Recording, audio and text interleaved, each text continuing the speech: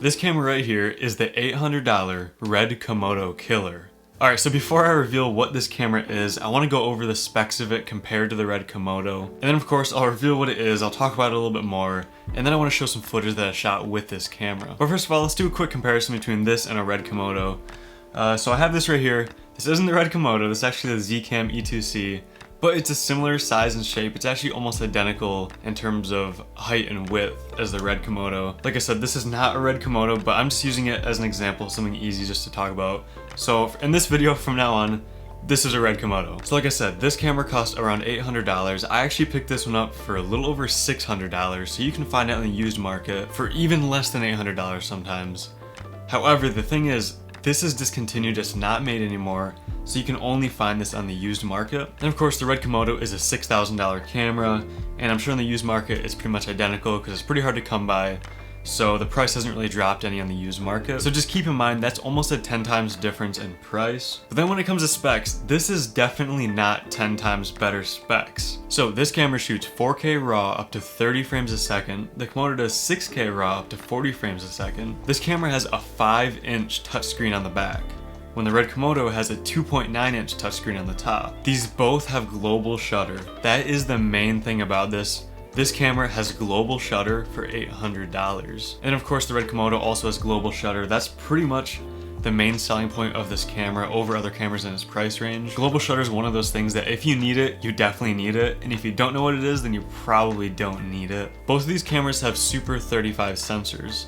So this camera, I believe it's a 1.7 times crop, while the Komodo is like a 1.4 times crop, I believe. So a little bit of a different crop factor, but they're both Super 35 sensors. This camera has 6G SDI output, so it can output Ultra HD 4K 10-bit 422 video from its SDI port, and this is a 12G SDI, so it can output 6K video. And then the next thing that's a pretty big difference is the dynamic range. So the Komodo has 16 plus stops, so hypothetically you can get over 16 stops at dynamic range, which is unbelievable. Like in any price range, that is unbelievable. That's an insane amount of dynamic range. And then this camera is at 12 stops. So typically with a global shutter camera, you're gonna have less stops of dynamic range, and that's where this comes into play. I mean, this is an older camera. I believe it came out in 2013. So 12 stops is definitely a little bit limited, especially compared to newer cameras like the RED Komodo, but just keep that in mind, 12 versus 16 stops of dynamic range. Next up, the RED Komodo records to CFast 2.0 cards. So these are pretty awesome cards. They're really fast, they're small. However, they're pretty pricey.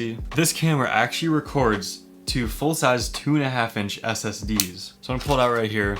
This is just a computer-sized 2.5-inch SSD. You can buy these for literally dirt cheap and super high capacities, and they work flawlessly with this camera, which is so crazy. I've never seen another camera do that. And it's super unique because you can get like a 2 terabyte SSD for the same price as like probably a 64 or maybe 128 gigabyte CFast 2.0 card. So the price to capacity differences are insane with these as well, which even adds to the benefits of this $800 camera. And then last but not least, for the main spec comparisons, of course it's the size and weight. So you can just see the size comparisons. Like I said, this is almost the exact same height and width. It's a lot less deep than the RED Komodo, but height and width is going to be almost identical. And you can see it's quite a bit shorter and it's almost half the width of this camera. But then also the RED Komodo weighs 2.1 pounds, while this camera weighs 3.75 pounds. So it's coming up on twice the weight as well. And so now that all that spec comparison stuff's out of the way, let's reveal this camera. This is actually the Blackmagic Production Camera 4K. Like I said, this camera was released in 2013, so it's discontinued now.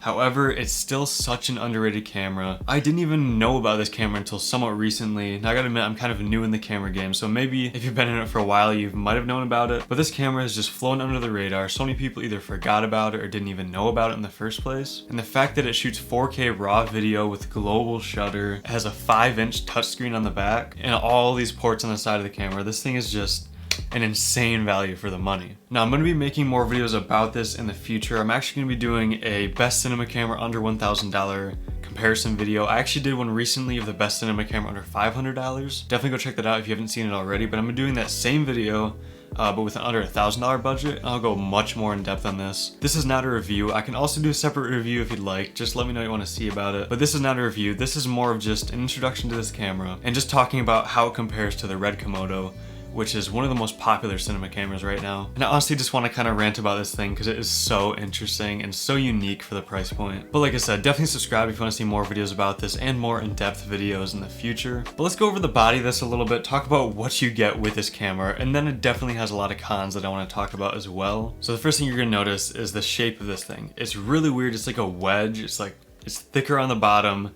gets narrower. It's like a rectangle. There's no grip to it at all, really. You can kind of hold it like this, but the edges are a little bit sharp. They dig into your hands a little bit. There's just really not a good way to hold this besides just holding it like this. Now, of course, you can get a cage for it. You can rig it out. And at that point, it'll be a lot better for ergonomics. But if you don't have any of that, just straight out of the box, this thing is not very fun to hold. So you're definitely going to want to throw it in a tripod or something like that. But you can probably see it has 3 different quarter 20 mounts on top, as well as one on the bottom with a locating pin. But there's no quarter 20s on the sides or anything, so it's kind of hard to mount side handles without building out a cage. Now, when it comes to inputs and outputs, they're all going to be on this side right here under these flaps. So it has a 12 to 30 volt power input. It has a Thunderbolt cable, which is really interesting for, I think, transferring data and stuff like that. It has a 6G SDI output, which like I said, outputs 4K video in 10-bit 422. It has 2 1/4-inch audio input jacks, which is definitely not a standard in the camera world. It's more of like a standard in the guitar and amplifier world. But they're there, you can easily adapt them to XLR or 3.5mm. But like I said, there's 2 audio inputs, which is pretty nice. Pretty usable, as well as a headphone output and a remote plug for the start and stop function, as well as actually a USB port, I think, for updating the firmware. And then on the back you have a focus button, an iris button, a record button, some buttons for like going through footage, a menu button, and a power button.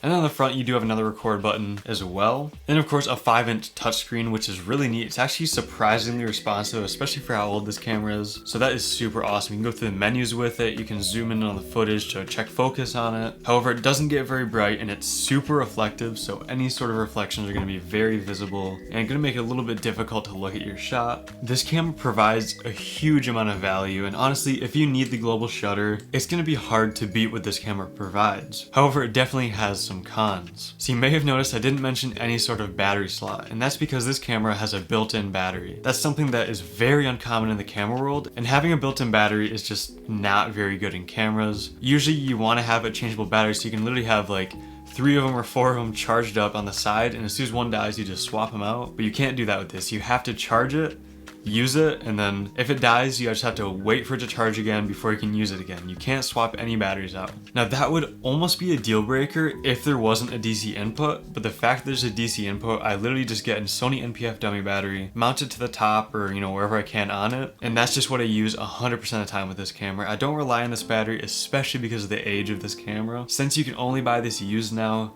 chances are the internal battery is going to be pretty worn out. It's going to cost a lot to get it replaced, and I would recommend just getting a dummy battery, getting a cable to plug it in, and using NPF batteries. They're going to be way more reliable. You'll be able to swap them out and keep a couple with you, and it's going to be way easier and way better than trying to rely on this internal battery. And then also another big hindrance of this is it records a maximum of 30 frames a second. So even if you drop down to 1080p, you can't go any higher, you can't do any sort of slow motion. 30 frames a second is the highest you can go. And so that is basically the rundown on this camera. Like I said, this isn't a full review, but I am going to show some footage that I shot with it. I recommend, if the specs sound interesting, if you're looking into purchasing this, definitely do some research, read some reviews on it. There isn't much on YouTube about it, which kind of sucks, which is why I'm trying to change that with this video. But definitely read up on it some more and figure out if this is the best camera for you, because it's definitely a little bit more of a specialized camera. It's kind of like if you need global shutter for under $1,000, this is pretty much the only option for you. However, if you don't need global shutter, there's probably some better options for the same price point.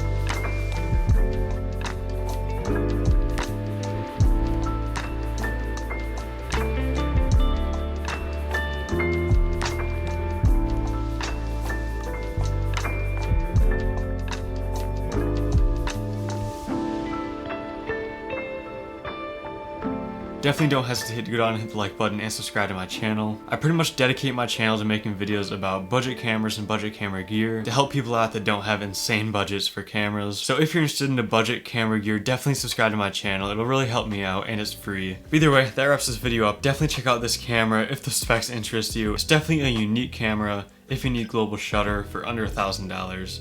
But besides that, thank you so much for watching, and I'll see you in the next video.